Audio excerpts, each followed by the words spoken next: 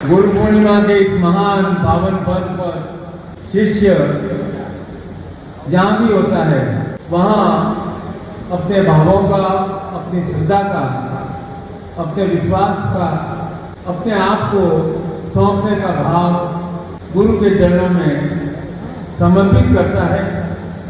और जो यहाँ आए हैं उन्हें मेरा आशीर्वाद है, और जो किसी कारणवश नहीं आ पाए हैं उनको मेरा और भी अधिक विशेष आशीर्वाद है कि वे व्यग्र हैं, उनकी व्यग्रता आपसे अधिक तीव्र है। गुरु क्या करते हैं? आशीर्वाद देते हैं। यही करते हैं गुरु के आशीर्वाद में दो बातें हैं। जब तक दो का मिलन नहीं होगा, पहला तो शिष्य का आग्रह होना चाहिए, शिष्य का आग्रह और गुरु का अनुग्रह अर्थात गुरु की कृपा। और संसार चक्र में व्यक्ति हर जगह आग्रह नहीं कर सकता कि मुझे अप्राप्त लक्ष्मी प्राप्त लक्ष्मी चिरकाल संरक्षार्थम। शिष्य संसार चक्र में हर स्थान पर आग्रह नहीं कर सकता, उसकी बहुत लिमिटेशन होती है। लेकिन एक स्थान ऐसा होता है जहां वह पूरे खुले मन से आग्रह करता है। सीधा सोचो कि हम आग्रह करें और हमारा आग्रह स्वीकार हो जाए, बाकी जगह तो पॉसिबल नहीं है। एक गुरु का स्थान ही ऐसा है जहां आग्रह और अनुग्रह का मिलन है, जहां आप आग्रह करते हैं, बेझिझक होकर अपने मन की बात कहते हैं। तो आग्रह और अनुग्रह के मिलन का नाम है दीक्षा। आपके द्वारा, शिष्य के द्वारा आग्रह किया जाता है, गुरु द्वारा अनुग्रह किया जाता है। और दीक्षा का अर्थ क्या है? सीधा पदार्थ है, शक्ति पाना। तो अब प्रश्न ये आता है कि गुरु आपको दीक्षा क्यों प्रदान करते हैं? गुरु दीक्षा कहाँ प्रदान करते हैं? आपके कहाँ आ सकते हैं? आज्ञा करते हैं। इसका अर्थ क्या हुआ कि गुरु सीधा सीधा आपको आज्ञा प्रदान करते हैं वह कार्य करने की जो कार्य आपसे संभव नहीं हो पा रहा था। गुरु आपको वह आशीर्वचन में आज्ञा प्रदान करते हैं, क्योंकि आज्ञा चक्र में द्विविध गमन होता है। द्विविध गमन क्या है? मन और बुद्धि का मिलन। अब ये मन हर समय डोलता रहता है, आंदोलित रहता है, विचारों में कि भंवर में उलझा रहता है। बुद्धि उसे बार बार कसने का प्रयास करती है, तो बुद्धि और मन में बड़ा ही संघर्ष रहता है। तो गुरु आपके आज्ञा चक्र को स्पर्श कर बुद्धि और मन में संतुलन स्थापित करते हैं कि भाई कुछ मन की भी होनी चाहिए, कुछ बुद्धि की भी होनी चाहिए। केवल बुद्धि की चली तो संसार चक्र में आप रसी हो जाएंगे।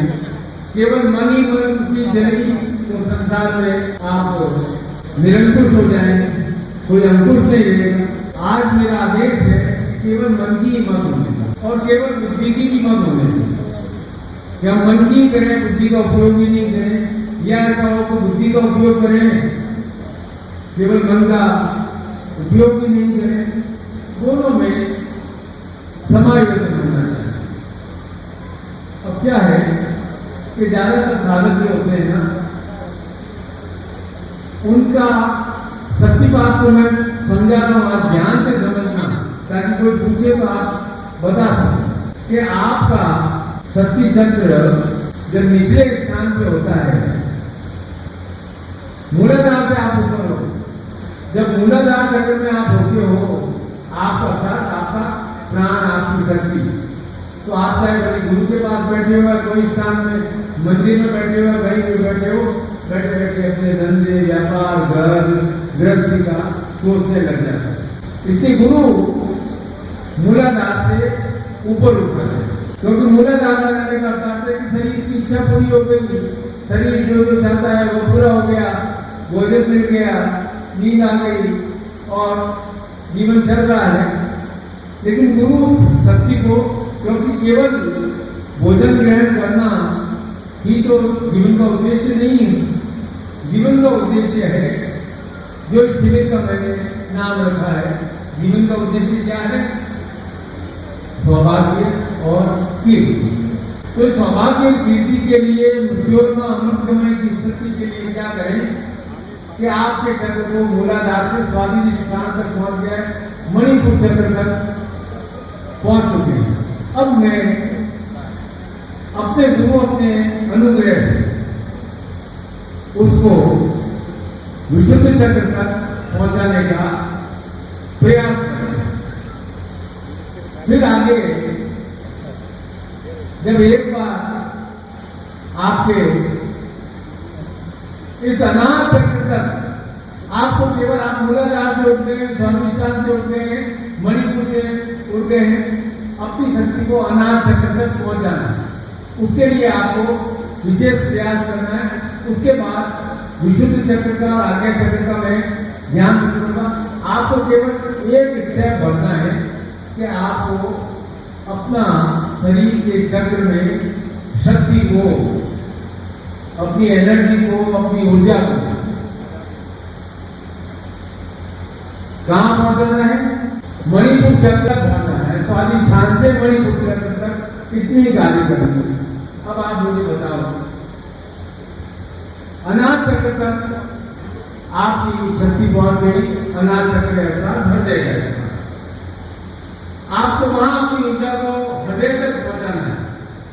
अभी सब संसार के कामों में नीचे नीचे ऊर्जा है, उस हृदय तक आपकी ऊर्जा पहुंच गई तो आपकी हृदय विशाल हो जाएगा, विचार शक्ति तीव्र हो जाएगी, ज्ञान तीव्र हो जाएगा, समझने की शक्ति तीव्र हो जाएगी।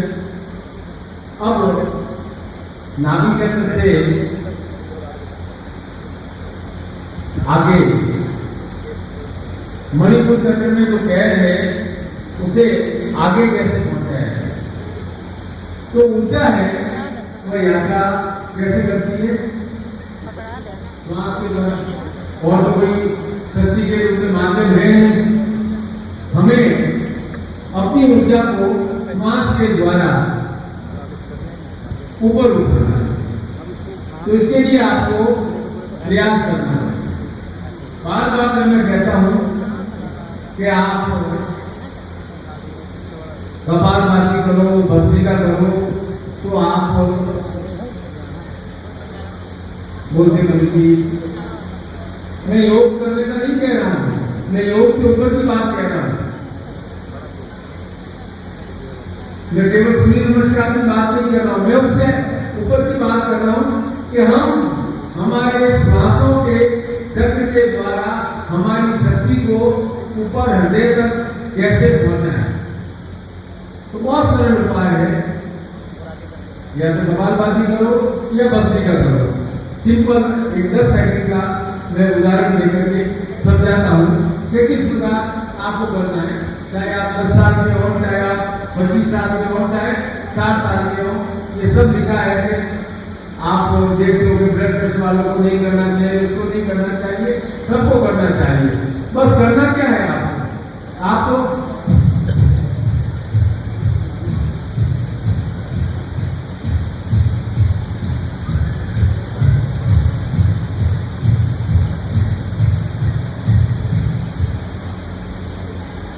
10 बार करें, 20 बार करें, केवल नाक से सांस छोड़ना है और सब भूल जाना है। 10 बार करें, 15 बार करें, 5 बार करें, आप एकदम हल्के हो जाएंगे। वापस करके बताता हूँ, बहुत मुश्किल नहीं है। आप सोचो कि पहले पेट को इधर घुसाना है और नाक से श्वास निकालनी है। आपको सिर्फ और सिर्फ फोकस करना है श्वास छोड़ने की तरफ। आपके श्वास के द्वारा आपकी ऊर्जा अपने आप ऊपर उठ जाएगी। वापस एक बार करके समझाता हूँ, चाहे आप 10 साल के हो, चाहे 80 साल के हो, कुछ भी नहीं करना है, कुछ भी नहीं करना है। बिना प्रयास के कोई ताकत नहीं लगानी है। श्वास लेने के लिए कोई ताकत लगानी नहीं पड़ती है। अपने आप श्वास लेती, उस श्वास को गति देने के लिए भस्त्रिका एक माध्यम है। सिंपल वापस करके बताता हूँ।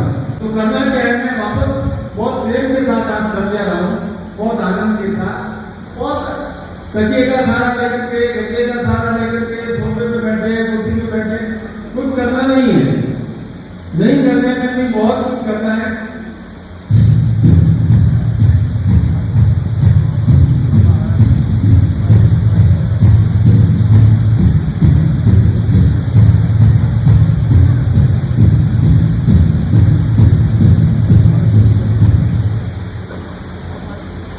हल्के हो गए, सांस रोकनी और मनी मन बोला ओम परम तत्वाय नारायणाय गुरुभ्यो, और सांस छोड़ दी। ओम परम तत्वाय नारायणाय गुरुभ्यो, फिर शांत होकर के बैठ गए। फिर वापस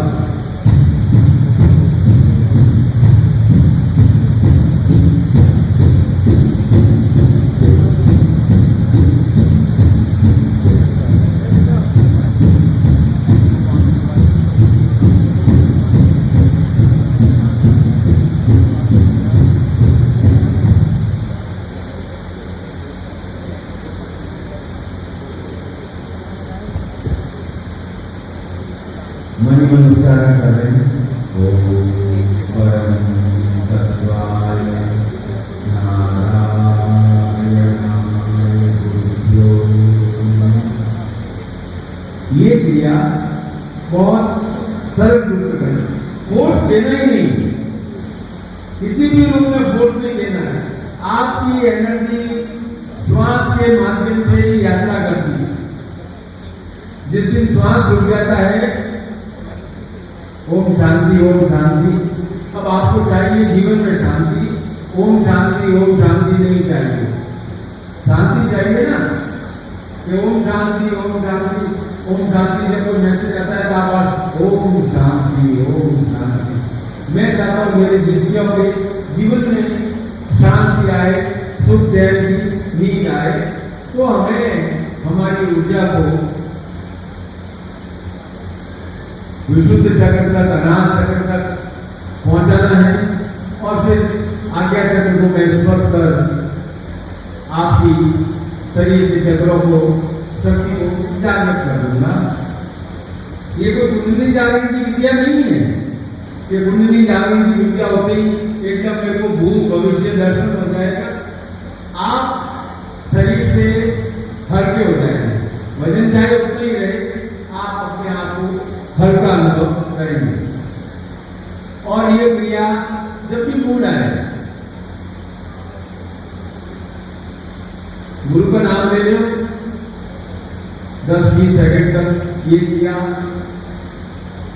सुबह किया, दोपहर को इच्छा हुई तो किया, शाम को किया, रात को किया, बंद कमरे में किया, खुले कमरे में किया। बड़ी गहरी अच्छी नींद आएगी। आपको लगेगा कि आपका एनर्जी का लेवल बहुत, आपके माइंड में एकदम क्लियरिटी हो जाएगी। जो अपने श्वास के द्वारा अपनी ऊर्जा को अपने आज्ञा चक्र तक पहुंचा सकता है, आप केवल और केवल स्वादिष्ठान से अनाथ चक्र तक पहुंचाने का प्रयास कर लो। आगे विशुद्ध चक्र और आज्ञा चक्र का मैं ज्ञान कर दूंगा, इतनी मेरी जिम्मेदारी है। लेकिन आपको मूलाधार से थोड़ा ऊपर उठना है, उस एनर्जी लेवल को आपको उठाना है। मैं आपको कपालभाति भी काम नहीं कह रहा हूँ कि बहुत जोर जोर से कपालभाति करनी है, संभव है, लेकिन यह श्वास को बात छोड़ना तो बहुत सरल बात है, बहुत सरल बात है। कभी भी कर सकते हैं, किसी भी स्थान पर कर सकते हैं। ये नाभि चक्र है, इस नाभि चक्र में एक हलचल मचानी है। इस नाभि चक्र में हलचल मचेगी तो आपकी ऊर्जा ऊपर उठ जाएगी। और फिर मैं आपके आज्ञा चक्र पर जब मैं स्पर्श करता हूँ तो मैं बहुत प्रयास करता हूँ कि इसके द्विदल कमल आज्ञा चक्र में मन और बुद्धि का संयोजन हो सके, सौभाग्य और कीर्ति का संयोजन हो सके, धन और दान तालमेल हो सके, जीवन का और अध्यात्म का सहयोग हो सके, जीवन में धर्म, अर्थ, काम और मोक्ष का संयोग हो सके। आप ऊर्जा के भंडार से बहुत भरे हुए हो, आपको मालूम ही नहीं है कि आपके अंदर कितनी शक्ति है। आप एक दिन के बुखार से परेशान हो जाते हो, आपको खुद को मालूम नहीं है कि आपके अंदर कितनी ऊर्जा है। तो उस ऊर्जा को क्या करना है, ऊपर उठाना है या नीचे गिराना है? इसलिए उठाना है ऊपर, हमारी मनोकामनाएं पूर्ण हो सके। सबसे सांसारिक बात तो यही चाहते हो आप कि गुरु के चरणों में आए। सुबह मैंने कहा था गुरु और शिष्य का संबंध, सांसारिक संबंध इस प्रकार करता है कि कुछ अपेक्षाएं लेकर के आता है, इसलिए आए हैं कि आपकी अपेक्षाएं पूर्ण हो। क्या है कि मन थप्पड़ लगाने से शांत नहीं होता, तो इस मन को पुचकार करके प्रेम से शांत, और उस मन को कहो कि तू बिना बात का क्यों भटक रहा है, कभी बिलखता है, कभी बिना बात का खुश हो जाता है। इस मन को कहो कि तू मेरी सबसे बड़ी ताकत है, तो उस ताकत को बुद्धि के साथ मिला, इस मन को पुचकारना है, बहुत प्रेम के साथ समझाना है, इस मन के ऊपर हाथ फेरना है। जिस प्रकार के माता अपने बच्चे को पुचकारती है और कभी कभी कहना नहीं मानता है तो एक थप्पड़ भी कर देती है, तो कभी कभी मन को थोड़ा थप्पड़ भी मारना है कि मन मर्जी मत कर। उसको समझाना भी है और प्रेम के साथ समझाना है कि किस प्रकार से आप शक्तिपात का समझ गए ना, कि आपके अंदर जो शक्ति है और भरपूर शक्ति है, आपकी शक्ति में मेरी शक्ति में कोई अंतर नहीं है। आज मैं इस व्यास पीठ से बैठकर यह स्पष्ट घोषणा कर रहा हूं। सद्गुरुदेव की, सद्गुरुदेव की, सद्गुरुदेव की। ओम महाराज, आपके भीतर शक्ति का भंडार है। गुरु प्रेम के साथ वो चाबी लगाते हैं, या तो आप कोई ताले को तोड़ना है तो थोड़े से प्रहार कर करके तोड़ दो, या फिर चाबी लगा दो और चाबी सीधा अंतर्मन को स्पर्श करती है और थोड़ा सा घूमती है और ताला खुल जाता है। गुरु केवल ये छोटी सी क्रिया करते हैं, कोई महान क्रिया नहीं कर रहे हैं। गुरु शक्तिपात के द्वारा आपके मन का ताला खोल रहे हैं, अर्थात आपकी शक्ति को स्वाधिष्ठान चक्र से उठाकर अनाथ चक्र तक ले जा रहे हैं। अनाथ चक्र तक पहुंच गई तो विशुद्ध चक्र और आज्ञा चक्र तक उसको अपनी फ्लो गति मिल जाएगी। फिर आप छोटी मोटी बातों पर घबराएंगे नहीं कि अरे आज क्या होगा, अरे कल क्या होगा, आशंका रहित हो जाते हैं। आप सोचते हैं कि अब जो होगा देखा जाएगा, मुझे आज के क्षणों को जीना है, आज का कर्म करना है, आज का कर्म में भलीभांति करूंगा तो आगे का कर्म अपने आप अच्छा हो जाएगा। शरीर का ध्यान रखना है, मन को समझाना है, पुचकारना है, चाटा लगाना है, ठीक है, और किसी को नहीं। आप सब मेरे बच्चे हो, इसलिए मैं आपको बहुत प्यार करता हूँ, अपने बच्चों के समान बहुत प्यार करता हूँ।